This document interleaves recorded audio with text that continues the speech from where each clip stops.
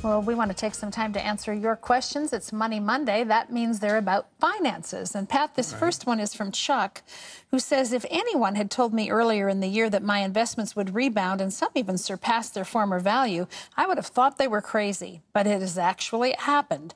What can I do now to help avoid paying taxes on the gains?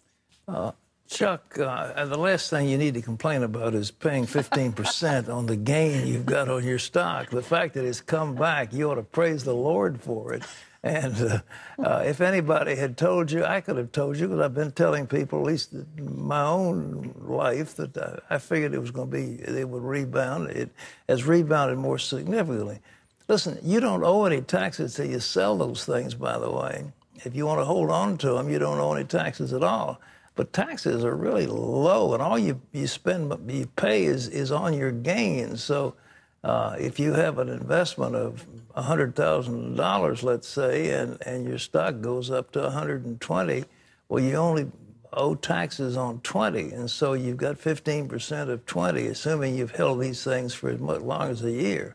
But if you don't want to sell them, then you don't pay any taxes. So how do you avoid paying taxes? Don't sell your stock.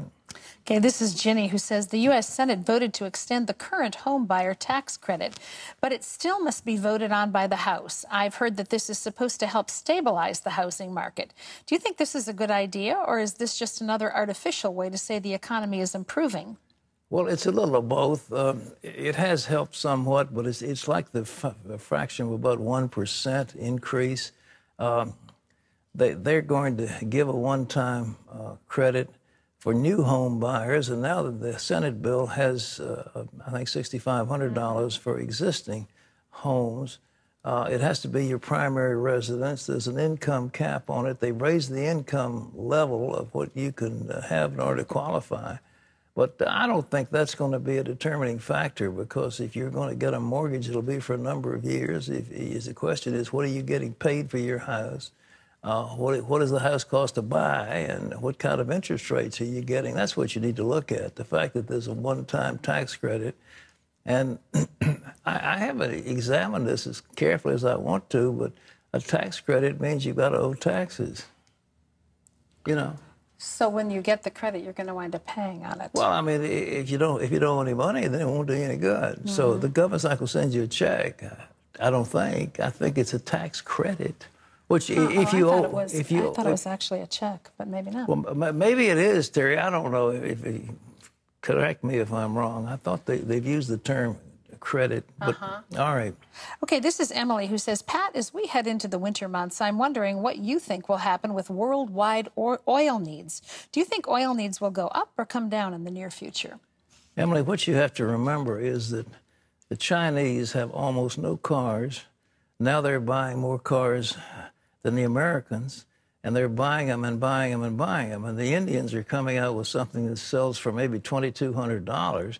And when that hits the market, it's going to explode in India and also China and other parts of the world. And when these poor people that have never had automobiles before start to drive, they're going to start having a demand for petroleum products. The petroleum, unfortunately, around the world is diminishing. There was a giant field down in Mexico that's been cut in half, Cantarell. The Gowar field in Saudi Arabia has diminished production dramatically. Other fields, I think the Iranians have fields that have started to mature. That so-called peak oil is happening. And so the amount of oil available is going down, the demand is going up, and the price of, therefore, of crude oil is going to go on up. I think it's going to hit a couple hundred or more dollars a barrel, but the experts are saying it'll probably hit $100 in the next several months. Although, you know, it varies back and forth because of seasonal supply and demand in terms of oil stocks. Nevertheless, the long-term trend for oil is going to be the price is going up. Well, Brian has a question about something you mentioned earlier that people may not totally understand. He says, Pat, I've heard that a flood of money into the world markets could cause something called an asset bubble. What is that, and how would it happen? Well, what is a bubble? Well, if you push a lot of air into some kind of a balloon, it begins to expand, and you call that a bubble. And we're pushing a great deal of money into the system, and it's causing certain assets to increase beyond their trend. Whatever the trend would have been of normal, it has spiked up, and they use that to describe a bubble. But a bubble is not something necessarily bad if indeed inflation is there and the economy grows. I mean, this will merely be a reflection of what's out there. So. This is Brian, who says, in the past, financial advisors usually recommended a financial portfolio contain certain percentages of various types of investments like stocks, bonds, and cash reserves. Since the value of the dollar seems to be in danger, how would you now advise folks to diversify their assets? Well, Brian, the thing that I like, and I believe what's going to be paying off, are equities, stocks that are tied into natural resources. I also like what are called master limited partnerships. These are tied in, for example, like transporting natural gas and transporting crude oil, and there are other things that they deal with that are sort of, well, they're settled. They're not dependent on up and down prices of the economy. And those things pay 7%, 8%, 10%, 12%, and they just keep on paying. So that's a nice thing to put some of your money in. I also like the trusts, the Canadian income trusts that pay very high dollars, and they do very well. Okay, this is Ellen, who says, no matter how many times I've heard people discuss cap and trade, I still don't understand it. I've heard some folks say it will decrease pollution. Others say it will increase taxes and hurt us economically. Who's right? The latter. It will increase taxes and hurt us economically. What is cap and trade? Essentially, it's buying a permit to pollute.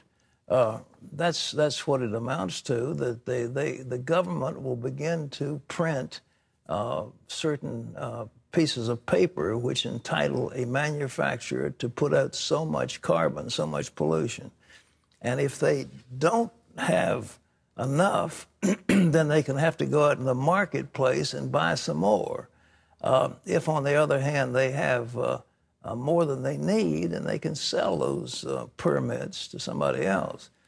The problem that we're confronting is that states like West Virginia, Ohio, Virginia probably, and others that are coal producers are going to be hit with huge taxes because they've got to go buy these permits. And we're talking about a lot of money, $500–600 billion. And that's going to be passed on to consumers. And so the cost per consumer is going to be very high. The thing of it is a regressive tax. It hits the lower income people, the people who have to have power, the people who have to have heat, the people who have to drive their cars. All these people are going to get socked with heavy premiums, however you want to claim it.